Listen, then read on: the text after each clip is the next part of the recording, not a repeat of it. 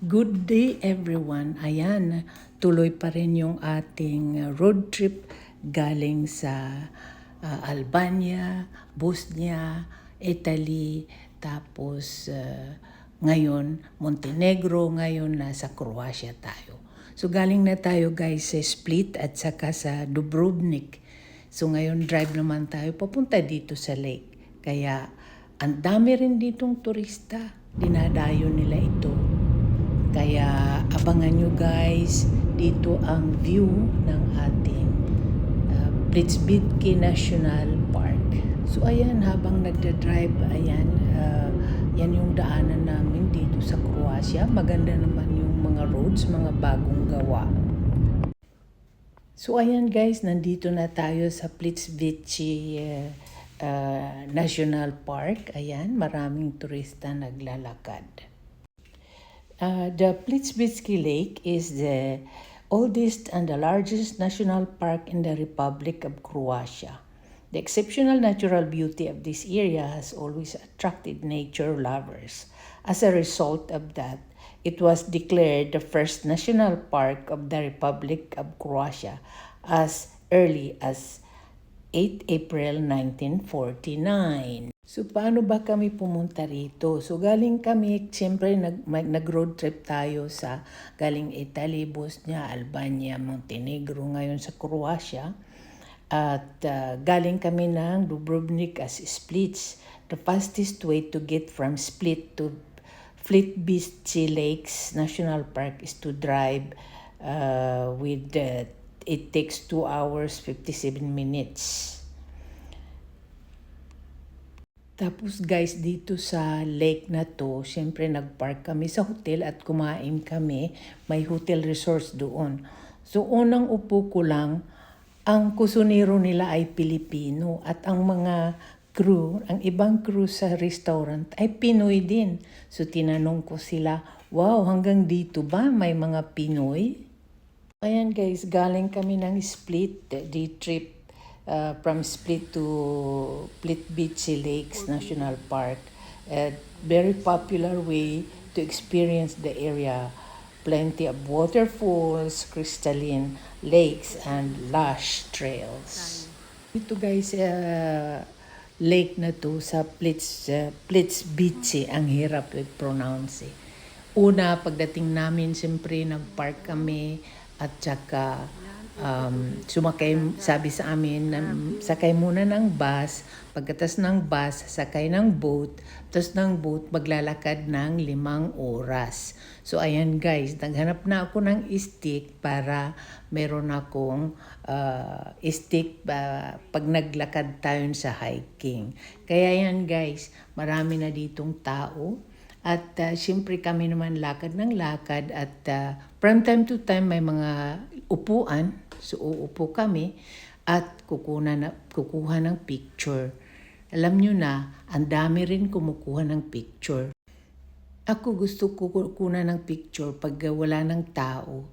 Ayan, kasi maaga kami pumunta. Pero nung tanghali na, parami ang tao at ang bibilis nila lumakad. Minsan nauunahan na kami nila sa paglalakad papunta rito papunta hanggang dulo. Kasi pagdating ng 5 oras, pupunta ka na naman doon sa sasakyan ng bangka para dadalhin ka doon sa bus stop na naman. So after bangka, mayroon doon mga restaurants, mga snacks.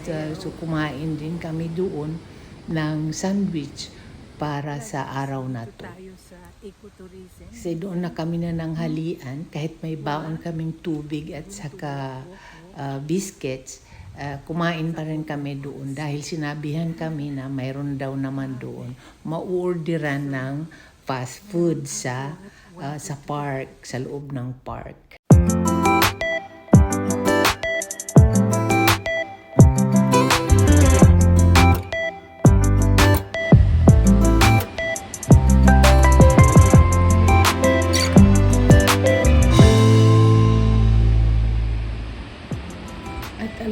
Guys, dito sa paglalakad ng 5 oras, hindi naman nakakapagod kasi ang dami mong makikita mga clear na water, tapos yung mga waterfalls, tapos yung lake nila sobrang linaw na green na green, tsaka ang linis, walang basura. Kaya habang naglakad ka, marami naman naglalakad, malinis yung pakiramdam mo. Ayan.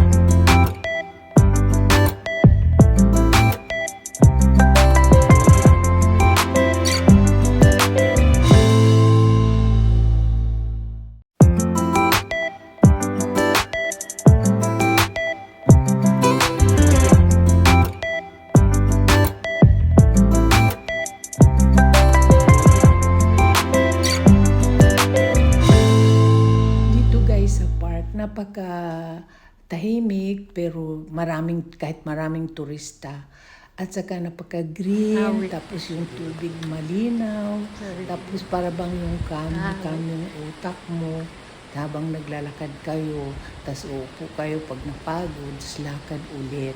So, hindi ako napagod, parang tunik na tunik ang aking katawan dito sa paglalakad sa Lake Plitvice dito sa Croatia.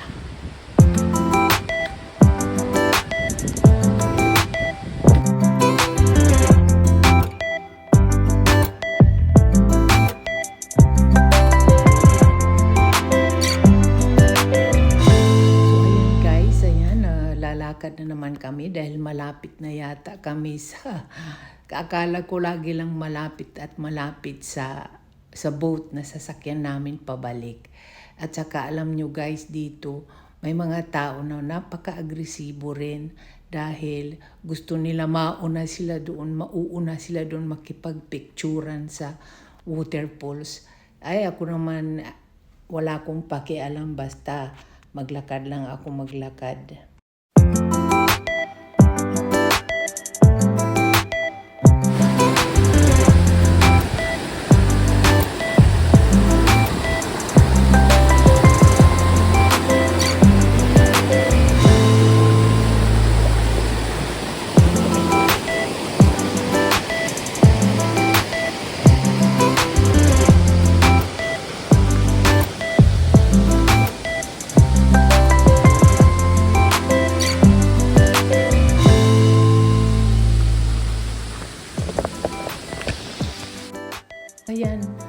Ayan, may nakilala ako ritong couple din na sila lang dalawa from USA. So sila lagi yung aming kausap. Minsan nauuna sila, minsan nahuhuli kami. O minsan naman nauuna sila at nagkikita ulit kami hanggang sa dulo. So ayan, nagkwentuhan kami sa isang kanto. Sabi nila na galing sila sa States at sabi namin galing din kami sa France. Yan, nagbisita din sila dito at very famous daw ito na lake na 1,000 o 100 waterfalls talaga ang nandito. At super, super, super ganda. Nag-enjoy naman ako rito.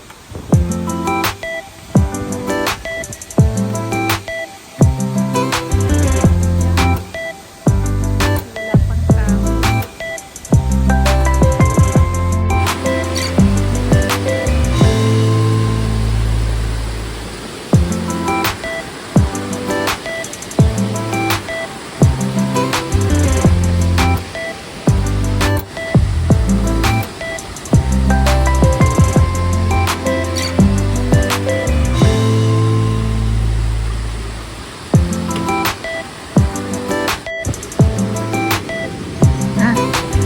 Batong.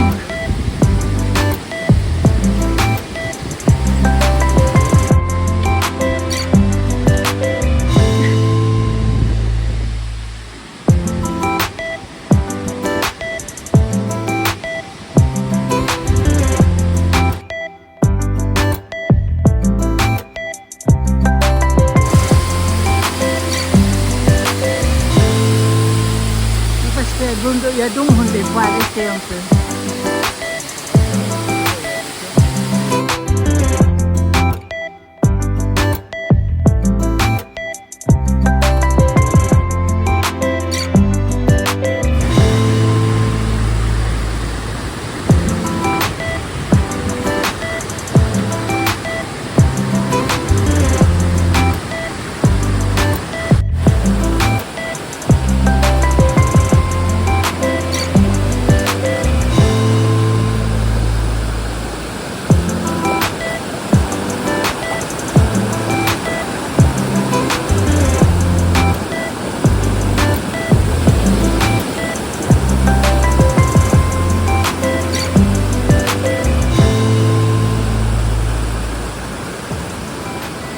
Alam niyo ba guys, sa the end ng lakaran, aakyatin mo pa yung may akyatan doon na last na naakyat. Sobrang atas dahil.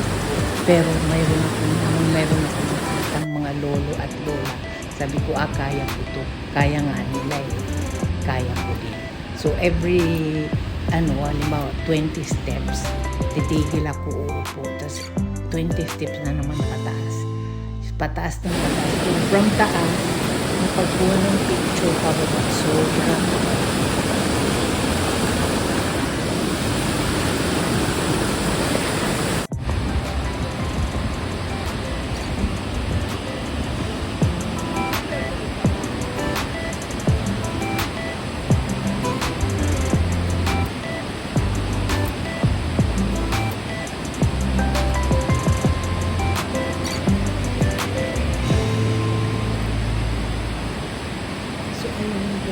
nagustuhan nyo naman yung aming pasyal dito sa Plitvice Lake sa Croatia.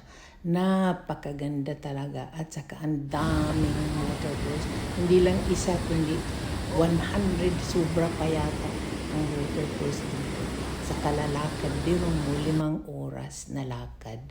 Meron naman stop over. Pero ganun pa man nag-enjoy ako. So thank you guys. See you on my next video.